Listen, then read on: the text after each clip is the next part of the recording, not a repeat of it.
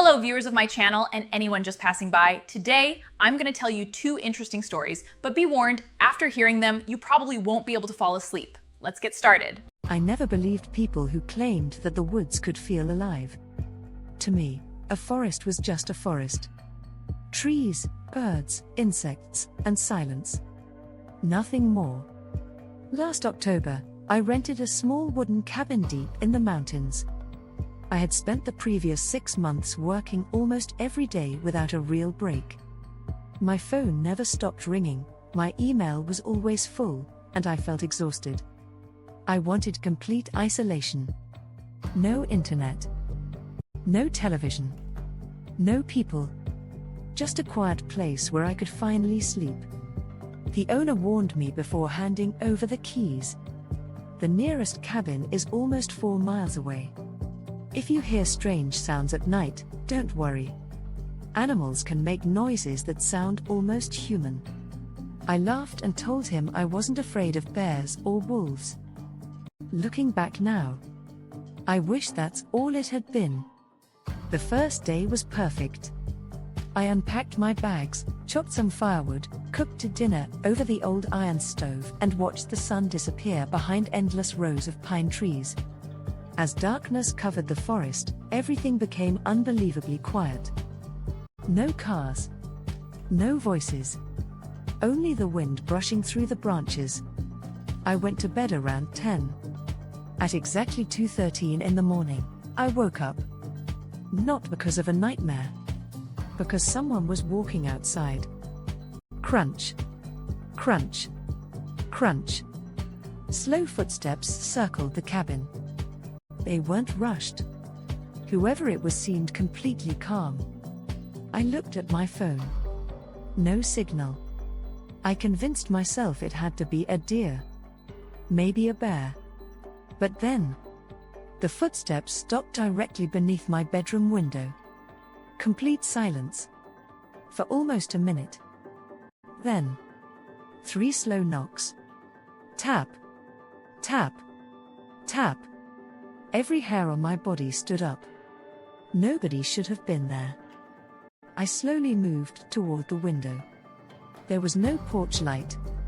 Only pale moonlight shining through the trees. At first, I couldn't see anyone. Then my eyes adjusted. A man was standing about 30 feet from the cabin.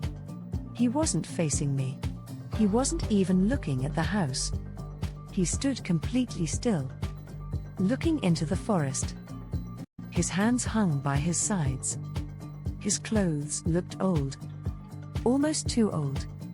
Like something from decades ago. I thought about opening the window and asking if he needed help. Before I could move, he quietly spoke. Without turning around. "Don't make a sound." I froze.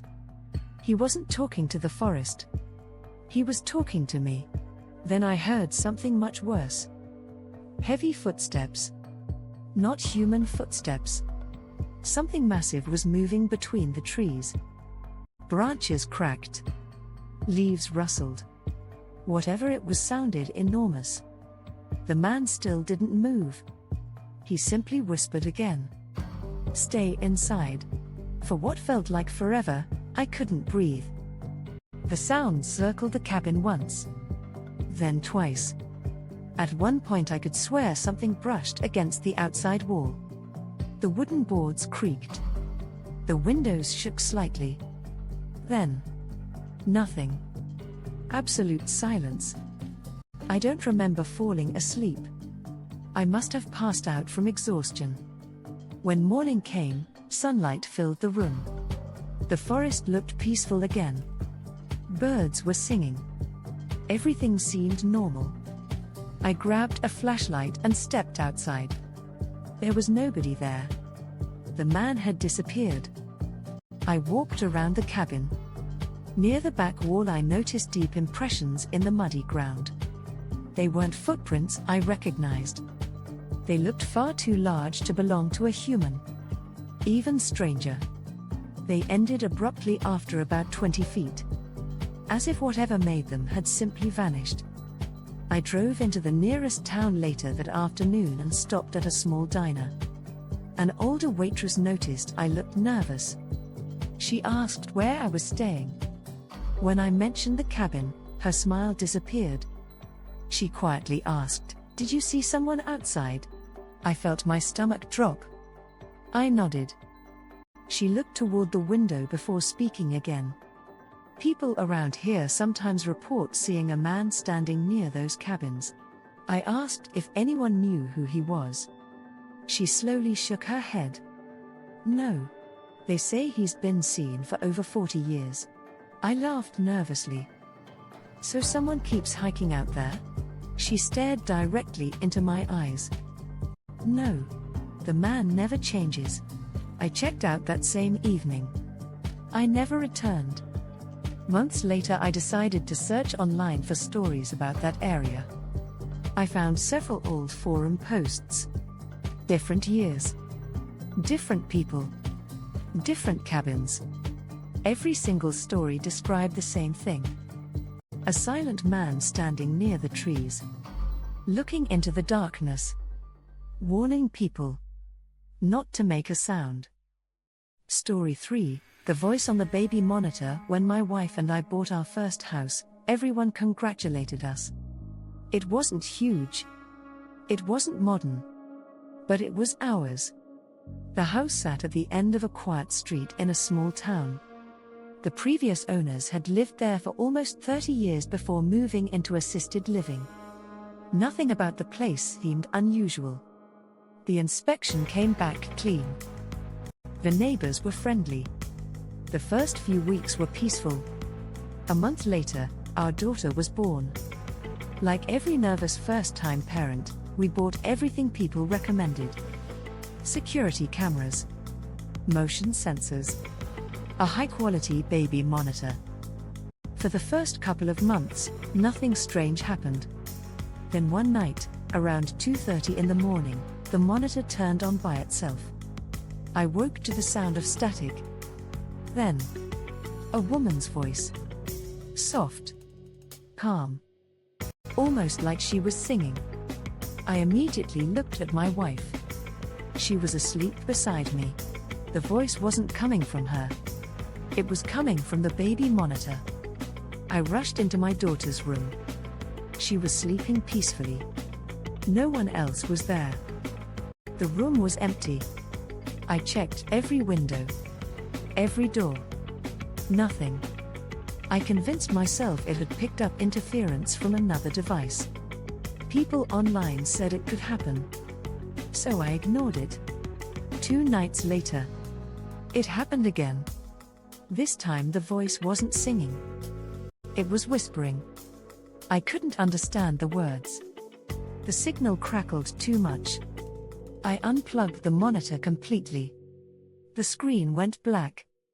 The whispering continued. For another 5 seconds. Then it stopped.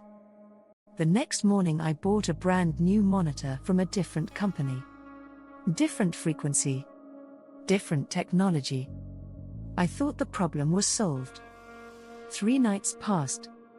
Silence. On the 4th night, the new monitor activated by itself. Only this time, there was no voice. There was laughter. A little girl laughing. Not my daughter. She was only 3 months old. She couldn't even make sounds like that. The laughter lasted maybe 10 seconds. Then everything went quiet again. My wife wanted to call the police. I honestly didn't know what to tell them. Our baby monitor is laughing? Instead, I installed security cameras around the entire house. Front yard. Backyard. Garage. Every entrance. Nothing unusual appeared. Until one rainy Saturday afternoon. I was reviewing footage after a motion alert. A cat had walked across the driveway.